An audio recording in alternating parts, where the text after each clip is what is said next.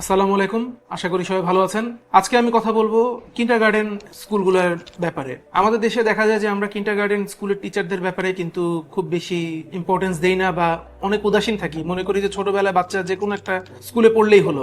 এটা কিন্তু একটা বিশাল বড় ভুল ধারণা। কারণ একটা বাচ্চা আপনি চিন্তা করে দেখেন যে সে বাসার থেকে বাপ মাকে ছাড়া সে একটা স্কুলে প্রথম যাচ্ছে, সেখানে তার টিচাররা যদি তার সাথে ছোটবেলায় বকাবকি করে বা কোনো রাগারাগি করে বা কোনো ধরনের খারাপ ব্যবহার করে, তাহলে কিন্তু এই বাচ্চার পড়াশোনার প্রতি সারাটা জীবন তার কিন্তু একটা অনীহা চলে আসবে।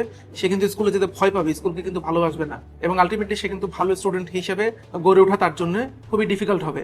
সবচেয়ে বেশি ইম্পর্টেন্স দেওয়া উচিত কিন্ডারগার্টেন গুলোতে, এবং কিন্ডারগার্টেন গুলোতে আমরা অনেক সময় দেখি যে ছেলে টিচারদেরকে অনেক স্কুল অ্যাপয়েন্ট করে। এটা আমার কাছে মনে হয় এটা খুবই খারাপ একটা ডিসিশন, কারণ ছেলেদের ধৈর্য মেয়েদের তুলনায় কম, এটা মেনে নিতে হবে। সো দেখা যাচ্ছে যে ছোট বাচ্চারা তো কান্নাকাটি করবে, দুষ্টামি করবে, অনেক সময় ছেলেদের কিন্তু অত ধৈর্য থাকে না ওই বাচ্চাটাকে টেক কেয়ার করার।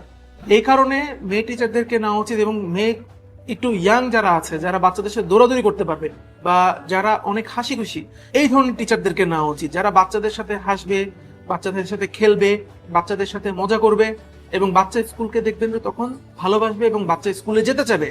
আপনারা কিন্তু যারা গার্ডিয়ান আছেন আমাদের এখানে, সম্মানিত অভিভাবক বৃন্দ, আপনাদেরকে একটা জিনিস আমি এটা বলে দিতে চাই যে আপনারা কিন্তু যেন তেন কিন্ডারগার্টেনে আপনাদের বাচ্চাদেরকে কখনোই পাঠাবেন না। এবং আপনারা মনে করবেন যে এটা আপনার বাসার পাশে একটা স্কুলে পাঠাচ্ছেন, হয়তো কেজি 2 পর্যন্ত সেখানে পড়াবেন, ক্লাস 1-এ হয়তো আপনি অন্য কোনো স্কুলে তাকে শিফট করে নেবেন, কিন্তু তখন দেখা যাবে কি যে এই বাচ্চাটা কেজি 2 পর্যন্ত যে কয়টা ক্লাস আছে, play group, nursery, KG 1, KG 2, এই 4টা বছরে বাচ্চা যে ড্যামেজটা হয়ে যাবে, এটা কিন্তু সারা জীবনেও এটা কিন্তু রিকভার নাও হতে পারে। সবসময় খেয়াল রাখবেন যে স্কুলগুলোতে দিবেন সেখানে এই ধরনের টিচাররা আছে কিনা, এটা আপনি দেখবেন যে টিচাররা হাসি খুশি কিনা, বাচ্চা স্কুলে যেতে চায় কিনা। আবার এখানে অনেক সময় আছে যে অনেক বাচ্চা কিন্তু প্রথম বছরে প্লে গ্রুপে সাধারণত দেখা যায় যে স্কুলে যেতে চায় না, কারণ সে দেখা যায় তার পরিচিত গণ্ডি থেকে বের হয়ে নতুন একটা পরিবেশে এসে যাচ্ছে, এবং তখন কিন্তু ওই বাচ্চাটা অতটা হ্যাপি থাকবেন, এটা স্বাভাবিক। সে তার মাকে খুঁজবে, সে তার বাবাকে খুঁজবে, সে তার বাসার মানুষজনকে খুঁজবে, তো তখন বাচ্চা কিন্তু অনেক কান্নাকাটি করবে। এগুলো কিন্তু আপনাদের কিন্তু খুব বেশি চিন্তা করার কিছু নাই, যদি আপনি দেখেন যে স্কুলে এই ধরনের টিচাররা আছে যারা অনেক হেল্পফুল।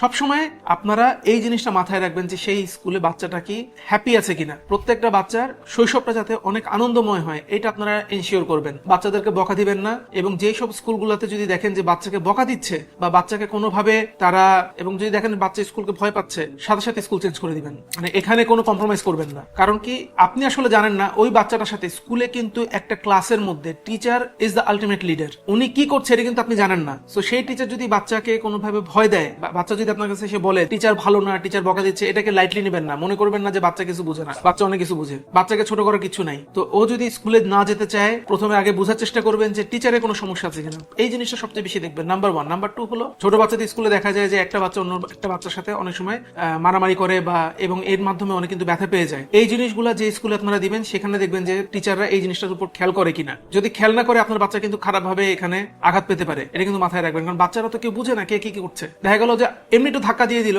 বাচ্চাটা পড়ে যে হয়তো তার ঠোঁট ফেটে গেল, দাঁত ভেঙে গেল, অনেক রকম জিনিস হতে পারে। তো কারণ সে তো তার বডিটা একদমই নাজুক, তাই না? এই জন্য আপনারা দেখবেন যে স্কুলে আপনারা পাঠাবেন সেই স্কুলে টিচাররা সেভাবে করে বাচ্চাদেরকে টেক কেয়ার করছে কিনা, ক্লাসের মধ্যে টিচারের সাথে সাথে কোনো সাবস্টিটিউট টিচার আছে কিনা বা আয়া দিচ্ছে কিনা, বাচ্চার সেফটি সিকিউরিটি এখানে এনশিওর হচ্ছে কিনা, এই জিনিসগুলো দেখবেন। শুধুমাত্র আপনার বাসার পাশের স্কুল, কিন্ডারগার্টেনে দিচ্ছি, কম টাকার মধ্যে আমার বাসার পাশের একটা স্কুলে দিচ্ছি, হয়ে গেল, জি না, এটা হলো না, এভাবে কখনো চিন্তা ভাবনা করবেন না। বাচ্চার শৈশবটা সবচেয়ে ইম্পর্টেন্ট। বাচ্চা যখন বড় হয়ে যাবে সে তো তখন বুঝবে নিজের ভালো খারাপ, কিন্তু সে যখন ছোট সে তো তখন সেটা বুঝতে পারছে না যে কোনটাতে তার ভালো কোনটাতে তার খারাপ। তো আপনারা কিন্তু এই জিনিসটা আপনাদেরই ডিসাইড করতে হবে যে আপনারা বাচ্চাকে কোন স্কুলে দিবেন, এবং সেই স্কুলে বাচ্চার সাথে প্রপার ভাবে আচরণ করা হচ্ছে কিনা, এবং সেই স্কুলে সমস্ত বাচ্চাদের জন্য সেফটিটা এনশিওর করা আছে কিনা। তো আমি আবার বলছি, আপনারা ছোটবেলায় বাচ্চাকে স্কুলে দেওয়ার জন্য কম দামি স্কুল শুধু খুঁজবেন এরকম না, বা বাসার পাশের একটা স্কুল খুঁজবেন এরকম না যে যাচ্ছে আসছে এটা হলেই হবে। নো,